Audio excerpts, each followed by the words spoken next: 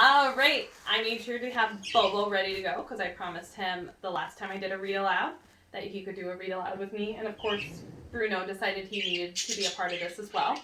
And you can hear the birds back there. They're wanting to say hello.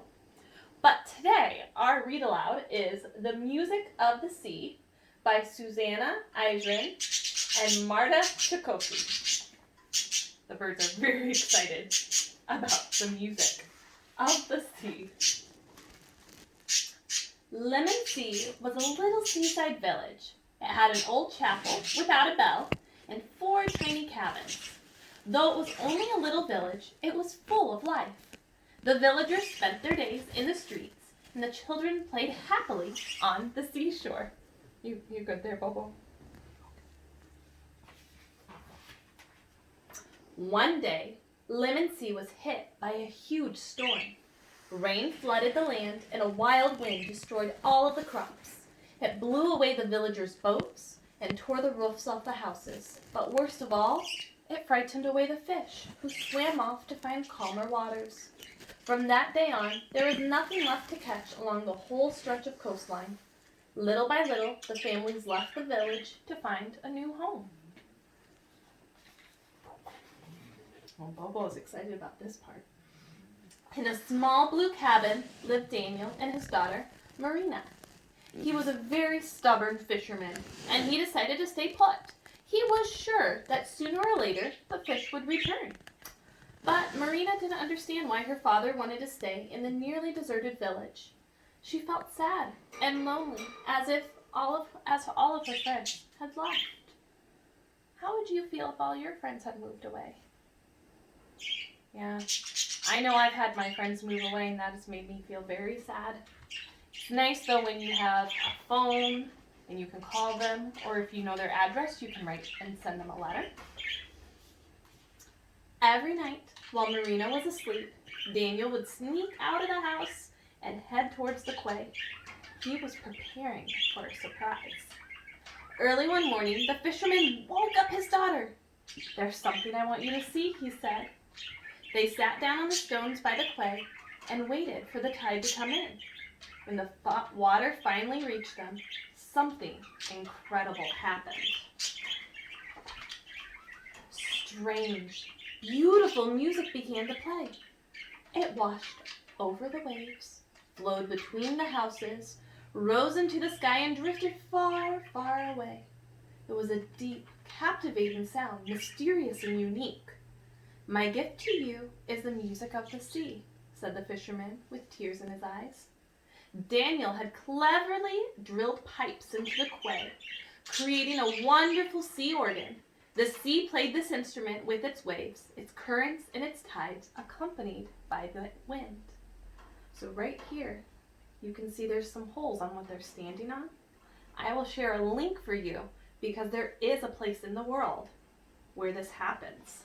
And there's a sea organ, an instrument made with the water and the wind.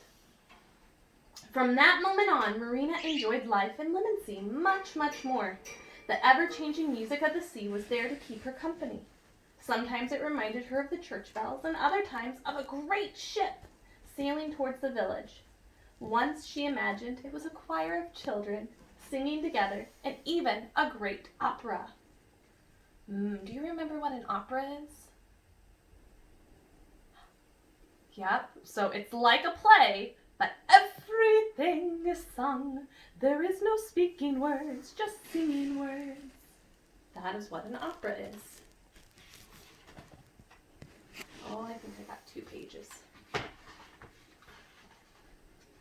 No, it was just 1 page, just a very big page. One night, she was woken up by a new, very different melody. Marina ran down to the quay so that she could hear it more clearly. Mysterious voices were accompanying the music. Marina looked out to sea, confused, when all of a sudden she saw something huge and glittering rise up out of the water. 2 beautiful white whales were floating on the surface. They were dancing and singing to the sound of the sea organ. Its music had drawn them to Lemon Sea. So remember, what had driven all the fish away? Yeah, the big storm had scared all the fish away. But the fisherman, he made something.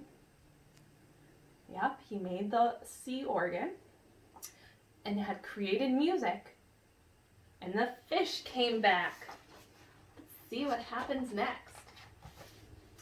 From that day on, whenever the sky filled with stars, Marina would get out of bed to watch the wonderful performance until one night, one of the whales drew up alongside the quay, as if it were a great ship.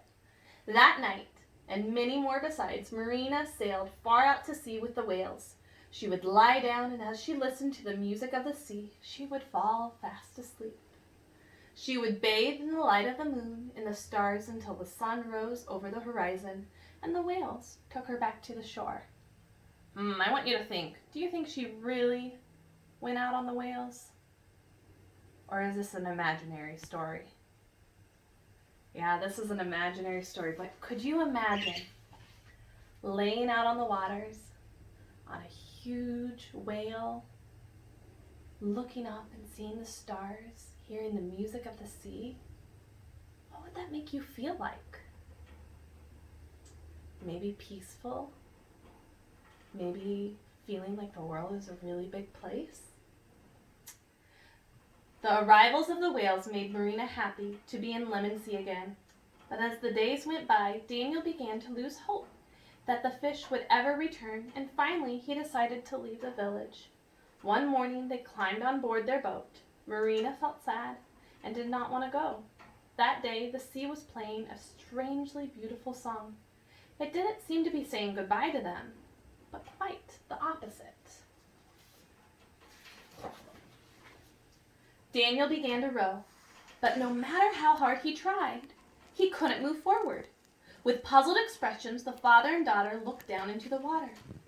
What they saw left them absolutely amazed. Hundreds of fish had surrounded the boat, preventing it from moving. The sea, its music, and the song of the whales had brought them back to Lemon Sea. The fish had returned, and they were soon followed by the villagers who had left. Everyone was talking about the abundance of the waters and the magical music that could be heard there. And that was how Lemon Sea grew into a large town with a school, lots of streets, and a big church with a bell tower.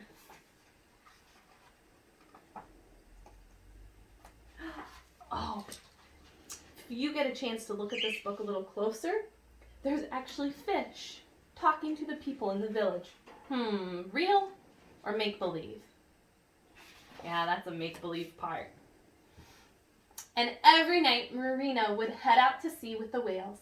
She would lie on their backs, and as she listened to the music of the sea, she would fall fast asleep. She would bathe in the light of the moon and the stars until the sun rose, and they took her back to the shore. The end. Let me know what your favorite part was of the music of the sea. Bye.